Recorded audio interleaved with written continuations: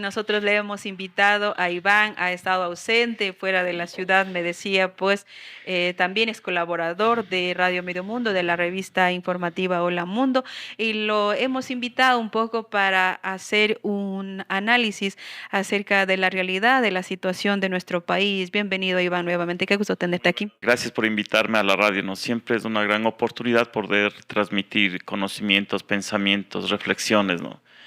Y es muy hermoso compartir contigo también, ya que estás todos los días con las noticias de aquí en el territorio. Iván, nosotros quisiéramos un poco hablar acerca de que tú sabes que hace una semana pues participamos en las elecciones anticipadas de 2023. Fue un escenario bastante complejo, nunca visto en la historia, con un asesinato de un candidato presidencial, con candidatos con chalecos antibalas. Por primera vez Ecuador fue a las elecciones en este estado de excepción.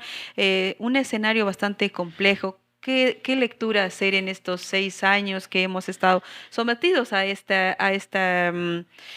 gobiernos neoliberales, 6 años de neoliberalismo?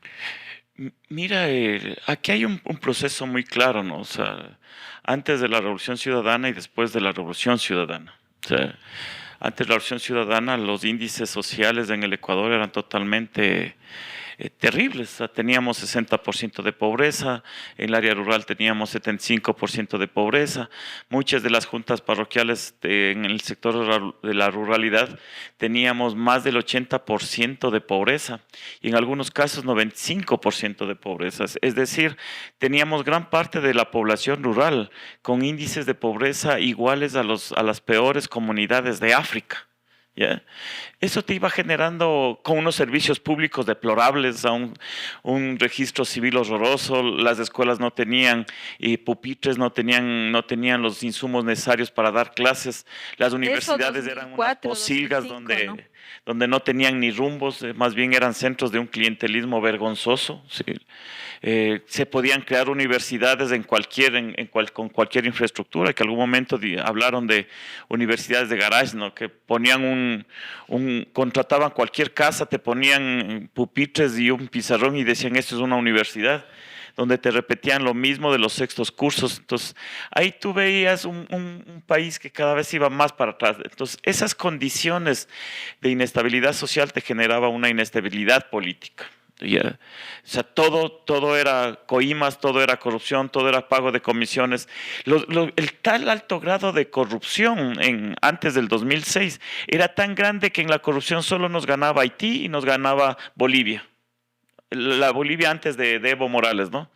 Entonces, para que te des cuenta, pero también teníamos el peor sistema educativo. Igual nos ganaba Haití y nos ganaban Bolivia. Están en los informes del Banco Mundial, en los informes de la CEPAL. O sea, el Ecuador ya era lo último de América Latina. Con la Revolución Ciudadana se logra tener determinadas medidas, se cambia la Constitución por un lado, se ponen limitaciones a los ingresos especialmente el sector financiero. Sí, ya no podían incrementar las tasas tal como ellos querían, más bien hay una reducción de las tasas bancarias que hace que ellos tengan máximo utilidades por 180 millones. ¿Sabes cuánto hoy tienen de utilidades los bancos? 600 millones de dólares anuales. El segundo rubro más grande de cobro de impuestos que tiene el Estado ecuatoriano son por los servicios bancarios. Es decir, la gente está viviendo de las tarjetas de crédito, del consumo de tarjetas de crédito. Estamos incrementando toda una burbuja financiera que en cualquier momento va a explotar. O sea, las tarjetas de crédito esconden la verdadera pobreza que está teniendo la población ecuatoriana. Entonces, con la Revolución Ciudadana se aprueba una constitución que se basa en derechos. Es decir, se comienza a pensar que en el Ecuador existen ciudadanos que tienen los mismos derechos y todos somos iguales frente a la ley. No solo los ciudadanos, sino también la naturaleza y el agua. O sea, se comienza a pensar en la posibilidad de tener un país para todos. ¿Ya? ¿Cuál fue el porcentaje de aceptación con que termina Rafael Correa en el Ecuador? 70%. De aprobación. De aprobación. O sea, a Rafael Correa le creían casi todo mundo, o sea, porque todo mundo fue beneficiario de esa posición de esa forma de hacer política basada en derechos. Hasta los mismos grupos de poder, ¿no? Se incrementaron casi el doble el presupuesto para los gobiernos autónomos descentralizados. Se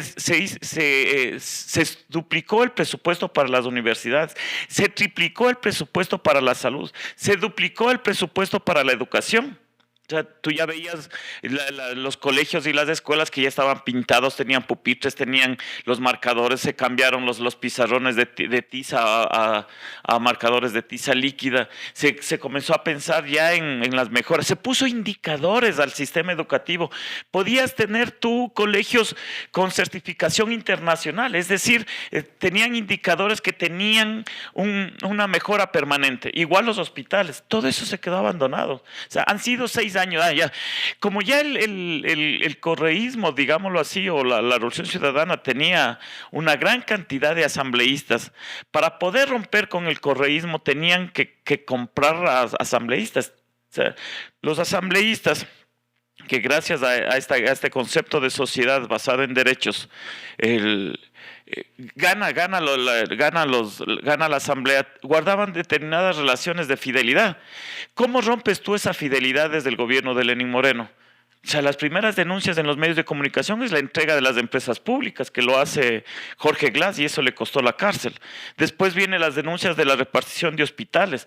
Entonces, cuando tú ya comienzas a ver en medios de comunicación que existen ya la corrupción, porque comienzan ahí sí, mira que el correísmo termina como uno de los sectores más beneficiados en inversión extranjera.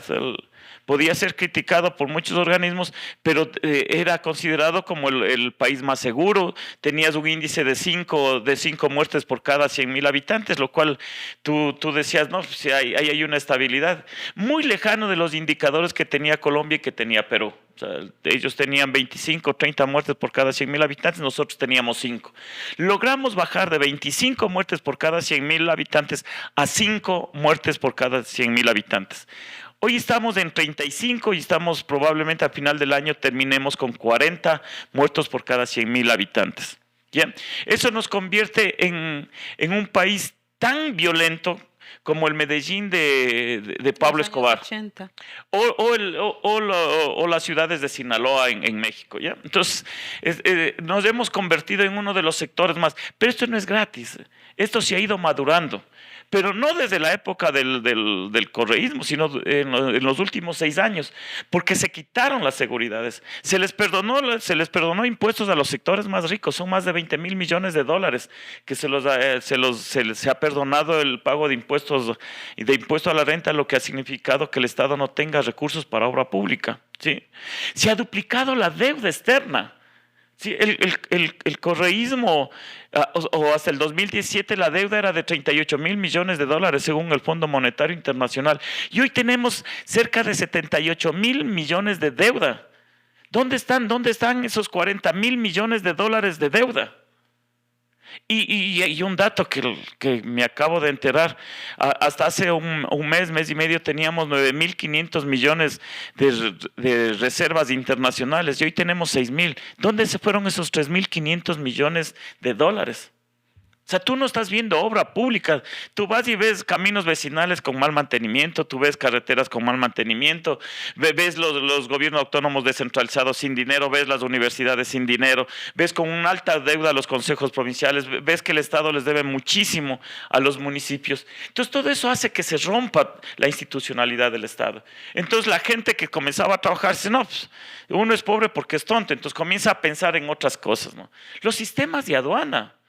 Mira, ahora es Voz Populi que te están diciendo que le puedes meter al negro mercaderías, ropa usadas, puedes meter contenedores, si eso pueden hacer para ingresar al país, también también pueden sacar contenedores. A tal punto que leía por ahí un informe de drogas que Bélgica y Turquía le reclamó al Estado ecuatoriano que cómo así que de 10 barcos contaminados, 3 barcos contaminados significa que barcos con droga, 3 barcos venían del Ecuador. ¿En serio? O sea, imagínate, de 10 barcos contaminados que llegan a Europa, 3 eran del Ecuador. lo cual te pone, No se está te pones controlando. contra la pared y dices, ¿cómo así? ¿En qué momento se zafaron todos estos sistemas de seguridad? Obviamente los asambleístas que estuvieron con Lenín Moreno tuvieron mucho que ver con las aduanas, tuvieron mucho que ver con los puertos, tuvieron mucho que ver con la subsecretaría de legalización de tierras. Entonces todo eso se va madurando a tener el país que hoy tenemos, llenos de corrupción, ¿no? Tú ya no ves corrupción en todas partes, ves comisiones en los juzgados, ves comisiones en la fiscalía, o sea, ya ves cosas que antes tú no veías, ya ves gentes que te hacen comisiones para que te den cupos en el registro civil, igual eso está pasando en las aduanas, eso está pasando en una evasión de impuestos. Entonces estamos mirando este país que hoy tenemos tan violento, ¿no? ¿Qué está pasando en la memoria de la gente? Por ejemplo, ¿crees que tú estás hablando de que antes de que venga la Revolución Ciudadana con la presidencia de Rafael Correa, estábamos viviendo un país lleno de pobreza, de marginación, exclusión? Viene la Revolución Ciudadana, hay un periodo de prosperidad, de derechos, de garantías, de seguridad, pero después en el 2017 hay una ruptura. Y viene todo este proyecto neoliberal con Lenín Moreno, pero lo que se ve es que la gente hace una lectura, es que dicen que es lo mismo que el presidente Correa. Lenín es como la extensión de la Revolución Ciudadana. ¿Cómo marcar una ruptura del gobierno de la Revolución Ciudadana con estos últimos dos gobiernos de Lasso y de Moreno? Eh, Mira, la pandemia nos vinculó mucho más a las redes sociales y al sistema de Internet. Esto ha hecho que mucha de la gente comience a tener formas de vida basados en las redes sociales. Tú ya no tienes una conciencia crítica de lo que está pasando en el territorio. Perdiste de esa conciencia crítica y asumes una forma de conciencia de las redes sociales, del TikTok, del WhatsApp, del Facebook, que son videos creados para poder manipular a la gente. ¿Ya? Entonces, eso ha hecho que nuestra gente no tenga una conciencia crítica. He visto profesores universitarios haciendo campaña por Novoa. He visto profesores del servicio público haciendo campaña por la derecha. Oye, pero esa misma gente de derecha te dijeron que lo que más quieren es que los ricos no paguen impuestos, y si no pagan impuestos el sistema educativo no va a tener fondos, las universidades no van a tener dinero, los municipios no van a tener dinero. Sí, los gobiernos autónomos descentralizados no van a tener dinero para ejercer obra y se va a incrementar la pobreza. Entonces, ¿de dónde acá esta gente que supuestamente tenían una capacidad de lectura no son capaces de visualizar que lo que están haciendo es poniéndose la soga al cuello? Y después dicen, es que el IES están por quebrar. Claro que están por quebrar si la derecha está planteando la flexibilización laboral. Y la flexibilización laboral lo que te está diciendo es, señores, aquí hay un limitante que nos impide contratar a la gente, que es del sueldo mínimo vital. Por lo tanto, si quieren generar fuentes de trabajo, lo que tenemos que hacer es eliminar el sueldo mínimo vital para que exista un acuerdo entre el empleador y el empleado y que se pague lo que diga el mercado. Oiga, el mercado, ¿y cuánto creen que ahorita le están pagando en los restaurantes y cuánto es lo que les están pagando en los hoteles a los empleados? Les están pagando $5, les están pagando $7 diarios, les están pagando hasta $10 diarios por jornadas de trabajo de 8, 10, 12. Ya existe una flexibilización en el Ecuador y por eso es que no hay reactivación económica, porque los pocos recursos que tiene el pueblo ecuatoriano lo que están haciendo es alimentándose. No tienen dinero para recreación, no tienen dinero para vacaciones, no tienen dinero. Mira, solamente el 33% de la población económicamente activa tiene trabajo digno. O sea, en la época, hasta el 2017, teníamos un 54% de personas que tenían empleo digno. ¿Qué significa empleo digno? Que estaban asegurados al seguro social, ¿sí? Que tenían un sueldo mínimo vital de $450, que es hoy, ¿sí? Que tenían todos los sueldos, los sobresueldos, tenían garantías en el trabajo, tenían seguridad y tenían capacidad de ascender en sus puestos. ¿Piensas que hoy existe eso? No existe eso. Lastimosamente, al perder esta conciencia crítica, lo que nos está llevando es un abismo cada vez más acelerado. Porque para esta posición política de los libertarios que está creciendo en América Latina, los derechos es un robo. O sea, el darles derecho al pueblo ecuatoriano es un robo para esta gente, porque dice que se les quitó a los ricos para darles a los pobres. Entonces los pobres son vagos y resulta que la gente que más trabaja es la gente pobre. Ese discurso es bastante peligroso, ¿no? Es muy peligroso porque aquel persona que tiene un almacén, he visto a alguna gente que tiene negocios que salen a gritar por las redes sociales. Obviamente para ellos es indignante que una persona gane $450 porque las ventas están bajas. Sí, porque si es que no me alcanza a pagar un empleado y yo no puedo hacer 3 veces lo que amerita tener mi almacén. Sí, de acuerdo. Pero el problema no es que usted no puede contratar 3 personas, sino que hay todo un pueblo que no puede comprar sus mercaderías. Claro, no hay circulación. Sí. Y ese problema de que el pueblo no tiene capacidad de compra, lo que está generando son índices de pobreza cada vez más altos. Y cuando hay pobreza se genera la violencia. Ujú. Y entonces la solución desde este concepto libertario que está planteando incluso desde la vicepresidenta de la candidata a la vicepresidencia de Noboa, es un planteamiento totalmente de extrema derecha que te plantea. Primero que hay que privatizar la educación. Acabo de ver un video en Sí, TikTok está que hablando dice acerca de eso. la privatización de la educación. Mira que en este momento estaba hablando con un compañero de una universidad de posgrado en Quito y me decía que las universidades públicas de posgrado, no, en definitiva, todo el sector universitario privado se redujo en 30%. O sea, la gente se retiró por no tener el dinero suficiente para pagar, porque sus padres se quedaron sin fuentes de trabajo y por lo tanto ya no pueden pagar una universidad pública. Esa gente buscó en la universidad pública sus cupos para terminar su carrera universitaria y la universidad pública no tiene suficientes cupos como para brindarles, para acoger a toda esa demanda que está existiendo en los jóvenes. Entonces, en primer lugar, ese incremento de la pobreza de estos últimos 6 años ha llevado a incrementar la demanda por servicios universitarios. Pero las universidades fueron reducidas en su presupuesto.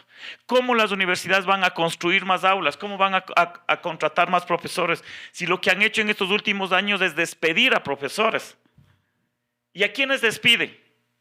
No es que te despiden al economista que tiene 15 años y que no tiene estudios de posgrado. Te están despidiendo a los doctores PhD. Porque son los que más le cuestan. Que justamente son los que más le cuestan y para poder que los sueldos les alcance, lo que están haciendo es despidiendo a los PhDs, que son profesores especializados con estudios de investigación especializadas y por lo tanto eso reduce la calidad de la educación superior. Y por lo tanto vamos a tener que esa educación superior cada vez va a estar disminuida en su impacto en solución de problemas en el territorio, ¿ya? Entonces, por ahí tenemos un grave problema. ¿Qué pasa ahora si privatizan la educación y las universidades? Primero, en la privatización vas a ver que va a ser una contratación por horas clase, ¿sí? Y cuando hablas de contratación por horas clase significa que ya no van a existir profesores afiliados al Seguro Social, por lo tanto le van a estar afectando las jubilaciones de las futuras generaciones. Si hoy están demandando de que los 18 millones de ecuatorianos les paguemos el 40% a una relación que es empleado con empleador, ¿sí? Que es una relación entre terceros, ¿por qué los 18 millones de ecuatorianos tenemos que pagarles ese 40%? Eso no tiene sentido. Eso fue aplicado y posesionado en la mente de los ecuatorianos porque justamente los empresarios no querían pagar el seguro social. Entonces dijeron, como yo no quiero pagar el seguro social, lo que debo de hacer es que el Estado pague eso. Pero el Estado somos 18 millones de ecuatorianos. Entonces, esos 1.600, 1.500 millones de dólares que el Estado supuestamente debe de dar al Seguro Social, ¿sí? Al Seguro Social, pertenece a los 18 millones de ecuatorianos y esos 1.500 millones de ecuatorianos debería de servir para hacer inversión pública, Educación, para mejorar servicios salud. públicos, para comprar medicinas, para dotarles al sistema educativo de instrumentos para la educación, de tecnologías, de internet, de dotarles a la policía de instrumentos para la lucha contra la delincuencia. Pero le estamos dando a un barril sin fondo que es el Seguro Social, que tienen que resolver. Caso contrario, como en el país de Europa, el fondo de jubilación es un fondo autónomo y es uno de los fondos más grandes que existen en el mundo, porque están invirtiendo en bloques petroleros, están invirtiendo en minería, están invirtiendo en blockchain, están invirtiendo en divisas, pero acá no lo están haciendo porque su concepto de reducir el Estado, que es la segunda postura, lo que hace es que ese fondo permanezca más bien en Suiza, financiando el desarrollo de Suiza, y no que estén en el Ecuador apoyando el desarrollo del Ecuador. Entonces, estas posturas que son un verdadero peligro para el concepto de derechos, te están planteando un achicamiento del Estado, que significa la privatización de los servicios públicos, ampliación de la edad de jubilación. Imagínate a los profesores haciendo campaña para que les suban los años de aportación para que se jubilen a los 70 años, ¿no? O sea, imagínate eso, militares haciendo campaña para que ellos puedan jubilarse con más años de prestación. O sea, funcionarios públicos haciendo campaña para que ellos puedan jubilarse a los 70 años. Entonces, ¿dónde se quedó esa conciencia crítica que demanda de decir, oigan, pucha, pero si estamos yéndonos contra nuestros propios derechos? Claro. Te están planteando que los servicios públicos tienen que ser privatizados y tienen que reducirse a su más mínima expresión. Si nosotros... en estos 6 años se ha hecho eso, en estos 6 años. Sí, pero lo que se avecina va a ser peor. ¿Crees? Porque la gente, por ejemplo, tomó una decisión este 20 de agosto y eligió a la candidata de la Revolución Ciudadana de este proyecto político de derechos progresista. Y también tomó una opción por la derecha, por continuar con este sistema neoliberal. Quizá la gente no logra entender de lo que significa esta propuesta de Lasso, de Moreno y Noboa ahora. Estos 6 años ha sido totalmente desastroso para el Ecuador. O sea, tú ya estabas acostumbrado a un ambiente de tranquilidad, de mirar obras públicas. Pero cuando tú buscas una eficiencia del Estado, niveles de eficiencia del Estado, niveles de eficiencia en la educación, niveles de eficiencia en la salud, nivel de eficiencia en los sectores estratégicos, también te ganas muchos enemigos. O sea, buscar la eficiencia de estos sectores te llevó a que muchos profesores estén en contra de una evaluación a los profesores, que muchos policías estén en contra de una evaluación por el polígrafo, donde cada año se les estaba preguntando si recibieron dinero o no fuera de su eso. O sea, comienzas a tener un montón de enemigos. Comenzaron a intervenir en las universidades, y las universidades son relaciones de poder como todas las instituciones. Entonces tú vas a ver a rectores y exrectores que son de oposición porque les afectaron sus relaciones de poder que tenían en sus instituciones. ¿Sí? Igual con el nivel de profesores, o sea, se les afectó a toda una estructura organizativa que estaba acostumbrada a vivir dentro de un estado de pobreza, de violencia, y ellos eran una autoridad dentro del sistema educativo. Entonces, cuando se les afectó eso, entonces dijeron, no, si me está afectando a esta posibilidad que tengo de relación de poder en el sistema educativo, entonces este sector es mi enemigo. Pero prefieren las relaciones de poder que a mejorar sus condiciones de vida y beneficios. Porque la pobreza es un buen negocio para un montón de sectores, para el sector de derecha y para sectores de izquierda. Ha habido mucha clase media que ha vivido de la pobreza, haciendo consultorías, haciendo eso. ONGs. Muchos alcaldes han vivido de la pobreza y han servido manipulando a la gente sobre la base de que hoy les doy esto, hoy les doy este otra. Imagínate la manipulación tan fuerte en gobiernos autónomos descentralizados que les decían: yo voy a construir la mitad de este puente, pero si votan por mí voy a construir la otra mitad del otro puente. Imagínate, así era como manipulaban a la gente. Y hoy ver una sociedad que esté votando por candidatos contra derechos es lo más vergonzoso que tú puedes tener en el país. Entonces, pero están conscientes de que están votando contra sus propios contra los derechos de la salud, fuera educación. Que estuvieran conscientes. Bueno, fuera que fueran conscientes que existiera una conversación sobre las propuestas de un candidato y el otro. No. Porque no es el problema Noboa, no es el problema de Luisa, es un problema que se está instalando en el Ecuador, un concepto donde los derechos es un robo, donde la justicia social es un robo. Entonces se va a incrementar la violencia y se va a incrementar la pobreza, o al revés, se va a incrementar la pobreza. Y eso beneficia a la derecha, ¿no? Dentro de este concepto libertario de liberales, sí, que es lo más extremo del liberalismo, porque el liberalismo te dio derechos en el siglo XIX, fueron una lucha por derechos, pero estos son contraderechos. Sí, es contra derechos. Imagínate que salgan en los medios de comunicación a decir que tu derecho a la educación es un robo porque les quitaron a los ricos dinero para garantizar tu educación pública. Oiga, pero estábamos viviendo en el Ecuador. Y eso significa que todos tenemos derechos a los beneficios y a las potencialidades de nuestro territorio. Y si alguien instala una empresa en el Ecuador, es igual ante la ley y por lo tanto tiene que pagar los tributos tanto el ciudadano que está caminando a pie como su empresa. Y resulta que ahora te están planteando que las empresas deben de pagar menos impuestos y que el ciudadano común más impuestos. Pero no solo te están planteando, sino que en el caso de Noboa fue presidente de la Comisión Económica de la Asamblea Nacional, que fue donde se aprobó el incremento de impuestos para la clase media. Y es la clase media la que está haciendo campaña por el candidato de Noboa. Ahora, ¿qué va a pasar cuando existe un candidato, un grupo de personas de la sociedad ecuatoriana que no comienza a reflexionar sobre lo que está votando y es un modismo donde dice, no, es que él es el joven y nos ofrece ideas nuevas? No, primero no son ideas nuevas, son ideas de finales del siglo XVIII, donde se construye la escuela austríaca, y la escuela austríaca lo que te planteaba era un proceso de acumulación individual, donde prevalece el individuo y su esfuerzo individual por acumular. O sea, es un proceso acumulativo individual.